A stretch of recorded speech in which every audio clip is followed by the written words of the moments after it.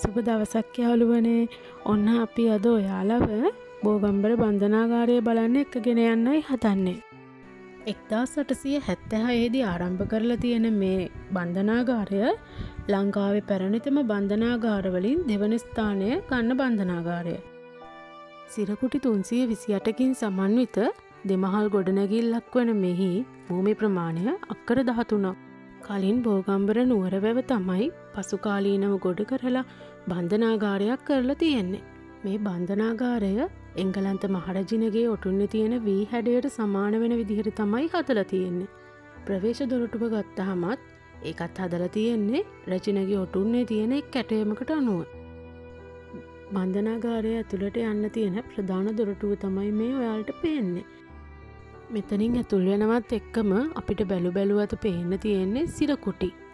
මේ සිරකුටි වල ඔයාලට පේනවා ඇති පොඩි කවුළු දෙකක් තියෙනවා. මෙහි එක් කවුළුවක් ආහාර ලබා දීමට. අනෙක් කවුළුව වැසිකිලි පහසුකම් වලට. මේ තියෙන්නේ සිරකරුවන් භාවිත කරපු වැසිකිළිය. මේ සිරකුටියක එක් සිරකරුවෙක් පමණක් සිටීම විශේෂ කාරණයක්. අපි දැන් මේ යන්නේ එල්ලුම්ගහට නියම කරන සිරකරුවන් දින 7ක් රඳවා තබන සිරකුටි බලන්න. මෙතන සිරකුටි 7ක් තියෙනවා. අපිට මේ ඇතුල් වෙනකොටම පේන බුදු පින්තූරයත් මේ එක් සිරකරුවෙක් විසින් ඇඳපු චිත්‍රයක් වීම විශේෂ කාරණයක්. එතකොට මේ තියෙන්නේ ඒ සිරකුටි 7. මේ තියෙන්නේ මරණ දණ්ඩනයට නියම වෙච්ච සිරකරුවන්ට පමණක් ස්නානය සඳහා ඉදි කරලා තියෙන ටැංකිය. මොවුන්ට එලිමහනි සුන්දරත්වය කියලා විඳින්න තියෙන්නේ මෙන්න මේ පොඩි ඉඩ ප්‍රමාණය විතරයි. අපි දැන් මේ ඇතුල් වෙන්න හදන්නේ මේ බන්ධනාගාරයේ තියෙන අඳුරුම ස්ථානයට. ඒ තමයි දඬුවම් කාමර, එහෙම නැත්නම් කරුවල කාමර කියලා හඳුන්වන සිරකුටි. මේ කරුවල කාමර වලට දාන්නේ සිරගේ ඉන්න සිරකරුවන්ගෙන් මෙල්ල කරන්න ටිකක් අමාරු සිරගෙදර ඇතුළෙත් වැරදි කරපු අය. අපි දැන් ඊගාවට බලන්න යන්නේ එල්ලුම්ගහ. මේ එල්ලුම්ගහේ එකවර 3 දෙනෙක් එල්ලා මරන්න පුළුවන්. 1975 දී ජේ.ආර්. ජයවර්ධන මහතා එල්ලුම්ගහ තහනම් කළා. ඒ වෙද්දි සිරකරුවන් 524 දෙනෙක් එල්ලලා මරලා තියෙනවා.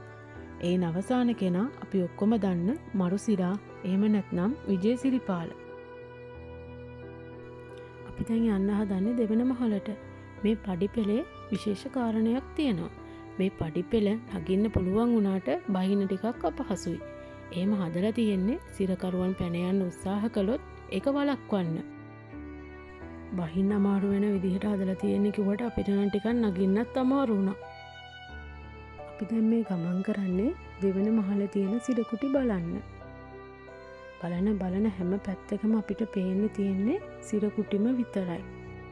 බ්‍රිතාන්‍ය ගෘහ නිර්මාණ ශිල්පයට අනුව ඉදි කරලා තියෙන මේ බන්ධනාගාරයේ දොර ජනෙල්, කවුළු, පඩිපෙළවල් හැම එකක්ම හදලා තියෙන්නේ සෝල්දර ලීයෙන්. ස්ලැබ් එක පවා හදලා තියෙන්නේ සෝල්දර ලීයෙන්. එහෙම කරලා තියෙන්නේ බන්ධනාගාරයේ ඉන්න නිලධාරීන්ට පොඩි අඩිසත්වයක් වුණත් ඉත පැහැදිලිව ඇහෙන්න.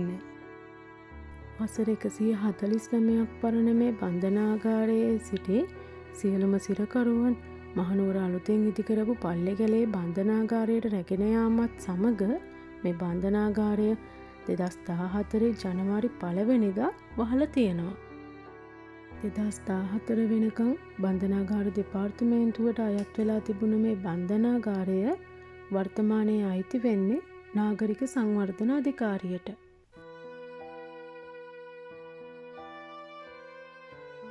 මොවුන් සිරකරුවන් වුණත් ඔවුන් තුළ කෙතරම් විශාල කලාත්මක හැකියාවක් තිබුණද කියලා ඔවුන් මේ සිරකුටිවල පිත්තිවල ඇඳලා තියෙන චිත්‍රවලින්, කවිවලින් පැහැදිලි වෙනවා. මේ වහලේ ඉදි කරලා තියෙන විදිහ බලන්නකෝ. බන්ධනාගාරය තුලට යම්කිසි ආලෝකයක් ලැබෙන විදිහට තමයි ඒ වහලේ ඉදි කරලා තියෙන්නේ. ඒකත් එක විශේෂ කාරණයක්.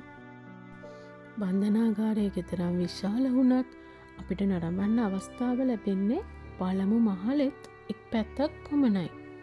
සම්පූර්ණ බන්ධනාගාරයම එකම ආකෘතියකින් ඉදි කරලා තියෙන නිසා අපිට යන්න අවසර නැති අනෙක් පැති ඊට හාත්පසින් සමාන ඇති කියලා අනුමාන කරන්න පුළුවන්. අපි එක පාරක් මේ පඩිපෙළෙන් බහිනවා වුණාට සිරකරුවන් කීයක් දවසට කී වතාවක් නම් මේ පඩිපෙළ ඉහළ පහළ යන්න ඇද්ද?